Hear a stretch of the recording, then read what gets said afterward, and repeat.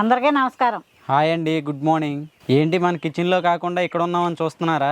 ఈ చెట్టు చూసారా? దబ్బకాయ చెట్టు. దబ్బకాయ అంటే అందరికి ఐడియా ఉండకపోవచ్చు, విలేజ్లో ఉన్న వాళ్ళందరికైతే తెలిసి ఉంటుంది. ఈ దబ్బకాయ నిమ్మకాయ రసానికన్నా ఎక్కువ రెట్టింపు ఉంటుంది పులుపు. అయితే ఈ రోజు మనం ఈ దబ్బకాయతో పులిహోర చేస్తున్నాను. అందుకే ఈ దబ్బకాయ కోద్దామని ఇక్కడికి వచ్చాం. మీకు కూడా చూసినట్టు ఉంటుంది కదా. ఏది ఏమైనా చెట్టుకు కాసిన కాయలైనా పూలైనా కోస్తుంటే ఆ ఫీల్ బాగుంటుంది. బోలంతా పెట్టి బయట కొనుక్కునే దానికన్నా ఇలా మన చెట్టుని కాసిన కాయలు కోసుకుని తింటే అదొక తృప్తి. తర్వాత తృప్తి పడదు కానీ ముందు కాయలు కొయ్యయ్యా, ఇప్పటికే లేట్ అయిపోయింది, ఎండెక్కిపోతుంది. అయ్యా చూసావా, ఇక్కడ పొట్లకాయలు కాడ చాలా ఉండయి. రేపు పొద్దున మనం కూర వండుకుందాం. అలాగే పెద్దమ్మ. ఏంటి పెద్దమ్మ, పొట్లకాయలు ఇంత చిన్న చిన్నగా ఉన్నాయి? అయ్యి పిచ్చి పొట్లకాయలు అంటారయ్యా. అవునా పెద్దమ్మ? పెద్దమ్మ కాయ చూడు తయారైనట్టుంది, అది కొయినా? తయారైంది అయ్యా, కొయ్యి సరిపోద్ది. పెద్దమ్మ ఒక కాయ సరిపోద్దాం, ఇంకోటి కొయినా? సరిపోద్దులే అయ్యా, పద వెంకటేసి వెళ్దాం. సరే పెద్దమ్మ, పద వెళ్దాం.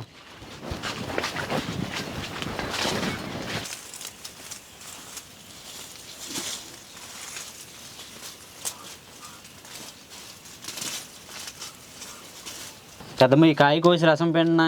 ఇప్పుడే వద్దయ్యా, చేదు వచ్చేస్తుంది. అన్నం పోపు అన్నీ రెడీ పెట్టుకున్నాక తెద్దు గాని. పెద్దమ్మ ఈ దబ్బగా అయితే ఇంకేం చేస్తారు పెద్దమ్మ? నిల్వ పచ్చడి పడతారు, పుల్ల పుల్లగా కారం కారంగా చాలా బాగుంటుంది. అయితే ఈసారి మనం కూడా పచ్చడి పట్టుకుందాం పెద్దమ్మ. పచ్చడి అంటే ఇంకొన్ని కాయలు కావాలి. వెంకటేశు ఆ చెట్టుకుండా కాయలు కూడా తయారయ్యాక అప్పుడు పట్టుకుందాం పచ్చడి. సరే పెద్దమ్మ, నేను వెళ్ళి బియ్యం కడుక్కొస్తాను, నువ్వు వెళ్ళి లో పొయ్యి వెలిగించు. అలాగేనయ్యా.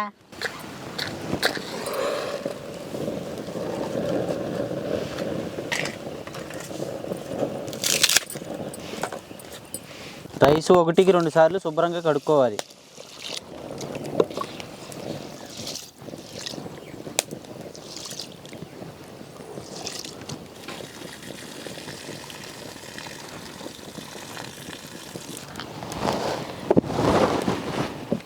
పెద్దమ్మ రైస్లో నీళ్ళు కూడా వేసి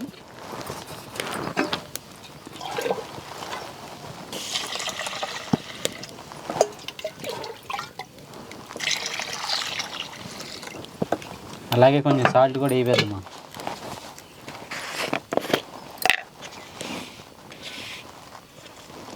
అలాగే రుచికి సరిపడా సాల్ట్ కూడా వేసుకుంటున్నాం.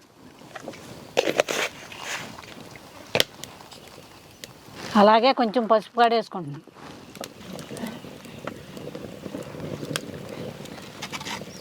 ఏంటి పెద్దమ్మ అప్పుడే పసుపు వేసేసావు? ఇలా పసుపు వేయటం వల్ల అన్నం అంతా కలుసుద్దయ్యా. అదే మనం అన్నంలో కలుపుకుంటే కొన్ని మెతుకులకు కలుసుద్ది, కొన్ని మెతుకులకు కలవదు. అవునా?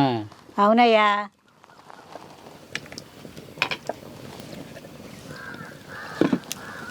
పులిహోరకి అన్నం పలుకు మీదే వార్చుకోవాలి, అప్పుడు అన్నం పొడి పొడిలాడుతూ ఉంటుంది. పులిహోర అంటే నాకు స్కూల్లో మా ఫ్రెండ్ గుర్తొస్తాడు. వాళ్ళ అమ్మ ఎప్పుడూ లంచ్ బాక్స్లో పులిహోరే పెట్టేది. నెలకి 30 రోజులు ఉంటే 25 రోజులు పులిహోరే ఉండేది. పాపం అన్ని పులిహోర రాజా అని ఏడిపించేవాళ్ళం. మళ్ళా అందరం షేర్ చేసుకుని తినేవాళ్ళం. మళ్ళీ ఆ రోజులు రావు. ఎప్పుడు గడిచిన కాలమే బాగుంది అనిపిస్తుంది కొన్నిసార్లు. కాలం మళ్ళీ వెనక్కి తిరిగి వెళ్తే బాగుండు అని కూడా అనిపిస్తుంది. కాలం మళ్ళీ వెనక్కి వెళ్తే నేను మాత్రం స్కూల్కి వెళ్ళి మానుకోకుండా చదువుకుంటా. నా చిన్నప్పుడు తెలియలేదు చదువు ఒక్క విలువ, ఇప్పుడు అర్థమవుతుంది. చదువు సంస్కారాన్ని నేర్పుతుంది. డబ్బు సంపాదించడానికి చదువు ఒకటే సరిపోదు, తెలివి ఉండాలి. ఆ తెలివి నీకు బాగానే ఉందలే. అంతేలే పెద్దమ్మ, టైం బ్యాడ్ అయినప్పుడు బీటెక్, ఎంటెక్, పిహెచ్డి చేసిన వాళ్ళు కూడా ఖాళీగానే ఉంటారు. 10th అతి కష్టం మీద పాస్ అయిన వాళ్ళు కూడా లక్షలు సంపాదించి బిజినెస్ చేసేవాళ్ళు ఉన్నారు. నన్ను అడిగితే ఈ రోజుల్లో మోసం చేసేవాడి కన్నా మోసపోయేవాడిదే తప్పు. దానికి ప్రధాన కారణం అత్యాశ. వార్తల్లో చూపించారు మొన్న. అతికి వడ్డీ ఇస్తామని ఒక కంపెనీ పెదల దగ్గర కోట్లు కట్టించుకున్నారు. ఇప్పుడు బోర్డు తిప్పేశారు, అందరూ రోడ్ల మీద పడ్డారు. బ్యాంకులు ఉన్నాయి, పోస్ట్ ఆఫీసులు ఉన్నాయి. రక్తాన్ని చెమటగా చిందించి సంపాదించిన డబ్బులు కదండి. అది ఎక్కడుంటే భద్రతగా ఉంటుందో ఆలోచించుకోవాలి. ఎఫ్టీలు 1 ఏడాది, 2, 3, 5 ఏళ్ళు మనకు నచ్చినంత కాలం పెట్టుకోవచ్చు. వడ్డీ కూడా వస్తుంది. ప్రభుత్వ పథకాల్లో పెట్టుకోండి. ఊరు పేరు తెలియని కొన్ని కంపెనీలు ఈదికొకటి పుట్టగొడుగులాగా పుట్టుకొస్తున్నాయి. గుడ్డిగా నమ్మి మోసపోకండి. జీవితం అంతా సంపాదించుకున్నది పోగొట్టుకుంటే జీవితం వృధా అయినట్టే, భవిష్యత్తు అంధకారం అయిపోతుంది. అందుకే బీ కేర్ఫుల్ అండి. మీకు చెప్పే అంతటి వాళ్ళం కాదు, తెలియని వాళ్ళు తెలుసుకుంటారని ఆశ, అంతే. అందరూ హ్యాపీగా ఉండాలి, అందులో మనం ఉండాలి. పెద్దమ్మ రైస్ ఉడికిందే లేదు చూడు.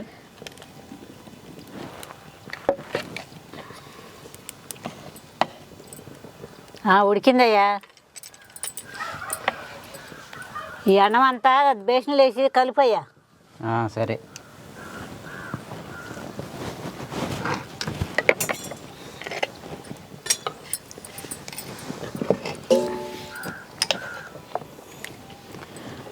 ఆయిల్,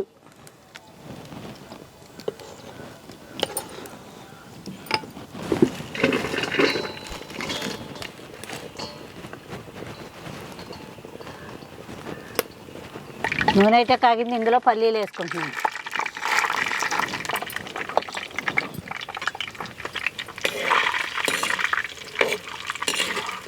ఈ పల్లీలని దోరగా వేయించుకోవాలి. పెద్దమ్మ జీడిపప్పులు కూడా వేయించుకుందాం, బాగుంటుంది పులిహోరలోకి. అలాగేనయ్యా. పల్లీలు అయితే వేగినాయి. ఇప్పుడు ఈ పల్లీలన్నీ పులిహోరలో వేసుకుందాం.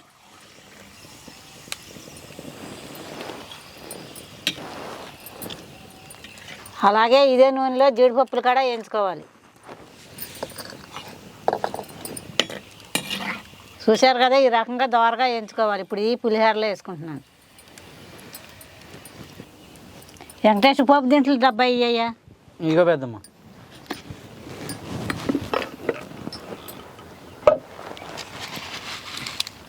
పోపు దినుసులు,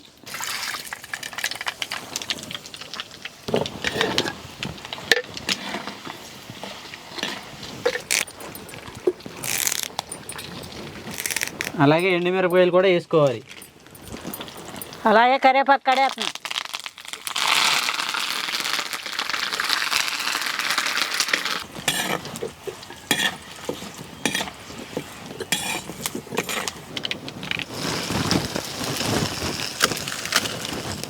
వెంకటేశ్వర ఆ దెబ్బకాయ రసం పిండి అయ్యా. ఈలోపు నేను పులిహోర కలుపుతాను. సరే పెద్దమ్మ.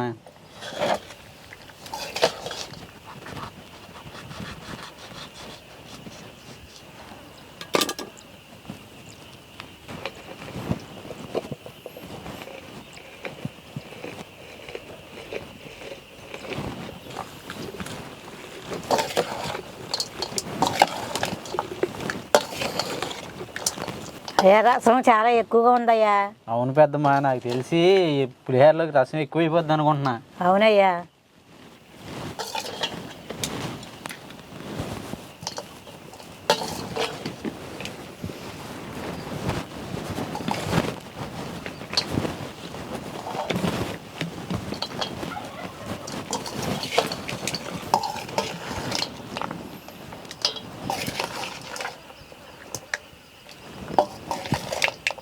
బామ్మో, మామూలు పులుపు లేదు పెద్దమ్మ. ఏంటయ్యా అంత పులుపు ఉందా? అసలు మామూలుగా కాదు, ఒక నిమ్మకాయ అంత పులుపు ఉంది ఒక చుక్కే.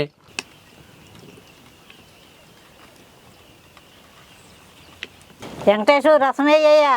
పుల్లగా ఉందంటున్నావుగా, సుఖం వేయ్యా. చూసిన తర్వాత కలుపుకుందాం. సరే.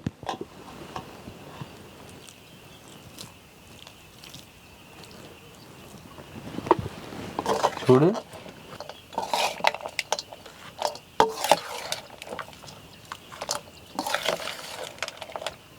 వెంకటేశ్వర పులుపు సరిపోయిందో లేదు చూడమ్మా.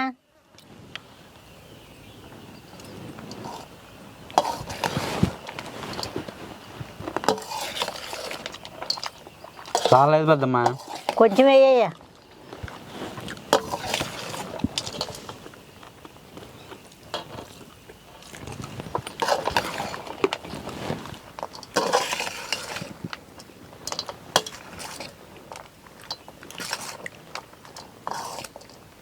అయ్యా మరొకసారి చూడు, మళ్ళీ సరిపోయిందో లేదో.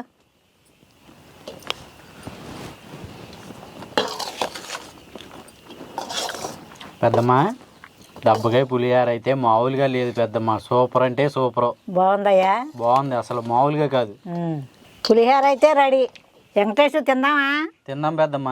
అయితే నువ్వు వెళ్ళి 2 అరిటాకులు కోసిరా. సరే.